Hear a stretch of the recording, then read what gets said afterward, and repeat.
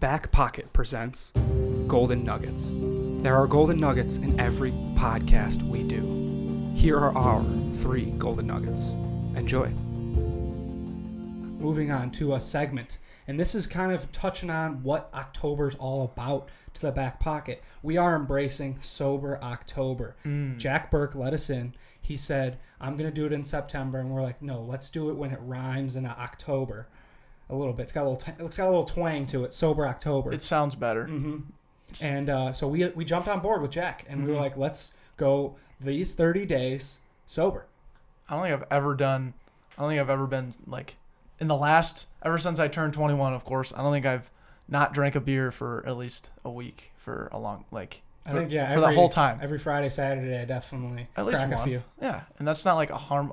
That's not me like admitting that I'm an alcoholic, but I mean I've just never committed to being sober, and it's kind of weird because I don't have like urgency to like drink a ton of beers, but I also don't have an urgency to not drink a ton of beers. So I'm in this weird like gray area. And You're in limbo. Exactly. I want to see how to respond. So another thing we're doing in October is I'm going to do a little side project. I'm taking this on, a little head on.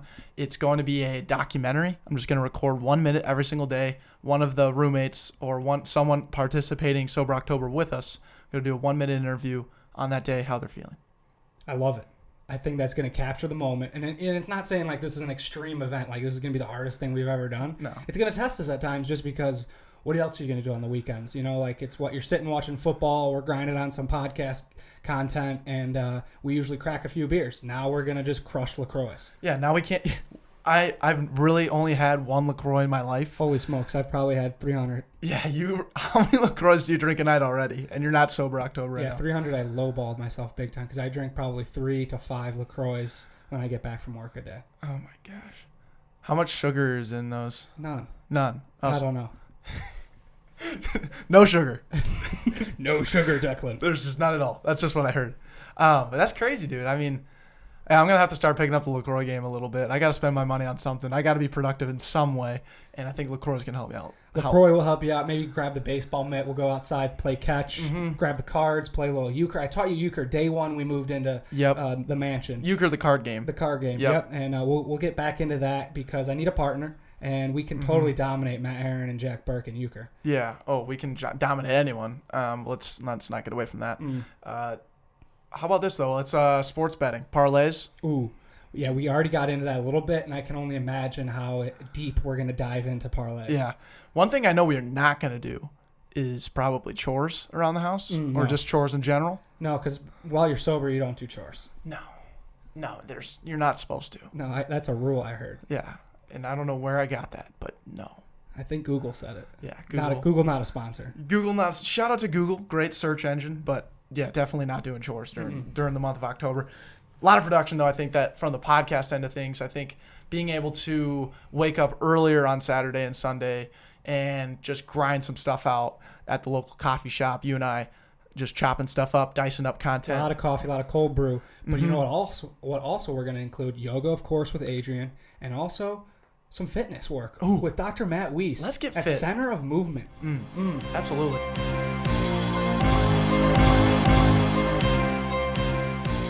Why? So you're talking about your target audience, right? The people that want to get themselves better themselves. We're seeing a huge trend in a ton more people that are like that. Andrew, myself, Mark over here included, right? Yep. Why do you think that is? I see the same trends, and I honestly think that we've hit a rock bottom almost as far as like healthcare goes. Like I don't know if you guys knew this, but the United States of America spends multiple times more dollars on healthcare than any other country, and we rank out of the developed nations like in the bottom 3 as far as like our quality of health. So I did not know that.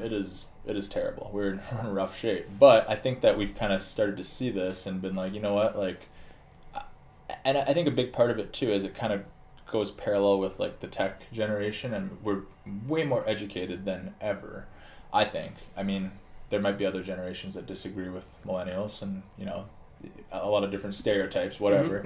But I think that millennials and future generations are way more educated than anyone else on some of this stuff because they're digging, they're figuring this stuff out, and they have resources to do it, instead of just going based off of, well, this is what my neighbor said, or this is what my uncle said, or this is what my parents did. It's now like, well, if I want to find out, I can just network, look it up, go to the source, figure it out. I think we're just a lot more driven that way, and I don't know if I think that carries over into healthcare as well.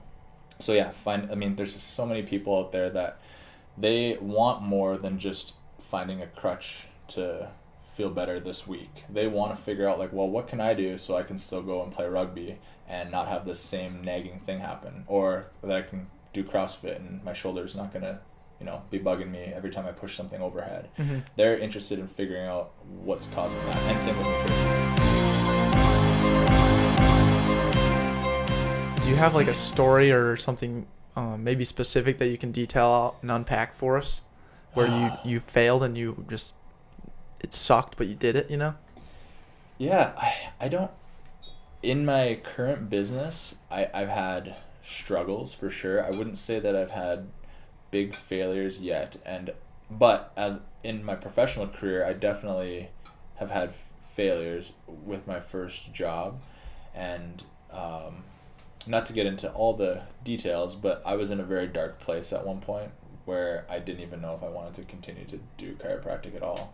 And because I was very overwhelmed with the business side of it, and I think looking back now, it's because I just wasn't being true to myself at all. And I was overwhelmed with, like, I hated, and that's not the answer either, but at the time I just hated the idea of money. I hated the idea of, like, asking people to pay me for care. I hated that it was all about numbers, and it was all about, like, quotas and all these things, because it's really difficult as the healthcare provider to also ethically be the business owner. It's a fine line, it really is, and I'm just being honest. It's hard every day, because you want to make sure that people are seeing you and getting value out of it, and you're not, again, convincing somebody to see you because you have some lights to keep on.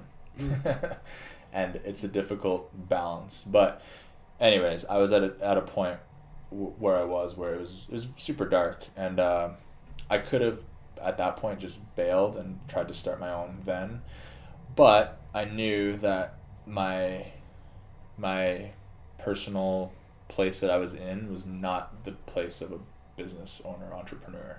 So I just kind of, like, dialed it back.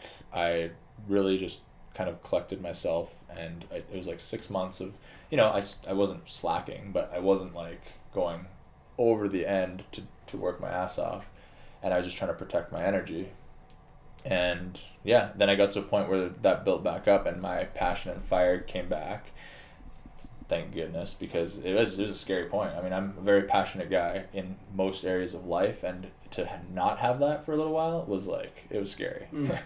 Thanks for sharing that. No, yeah, that's cool. That's big. It was not a happy time. But No. anyways, so I think that learning from that is, like, you know what, I'm glad that I did it that way, because if I would have just jumped then and tried to start out, I think I would have been still mentally fried, and I wouldn't have been excited. And then if I wasn't excited or passionate, I wouldn't have been authentic, because I would have been scrambling to try to build my business instead of just living my own life and letting, making things happen. So Talking about stepping back and reflecting, that's exactly it. That's Yeah. awesome, and you shared it perfectly, and I hope our marketing interns can take a lot from that, because at the end of the day, the goal of our show is for these marketing interns to have these tools that they're hearing from other people. They're like, oh, I didn't know you could do it that way, or that actually does work to do it that way.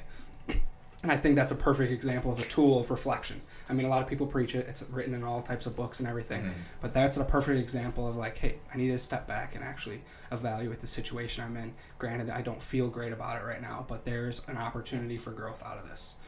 Yeah, and I mean, going back to, like, the way, like you said, there's certain things that are done over and over again, like in, like, social media. Like, if you look at most chiropractic social media pages, or even health and wellness pages, are very much so, there's the guy that's bent over with, like, lightning bolts coming out of his back, and because he's in so much pain, and it's like, schedule your appointment, and there's nothing wrong with that, but I just decided that that's not what I wanted my brand to look like at all, because I don't want to have people see me as a manual solution. I want them to see me as like a solution for educating them on what they can do for themselves. Empowerment is big for me.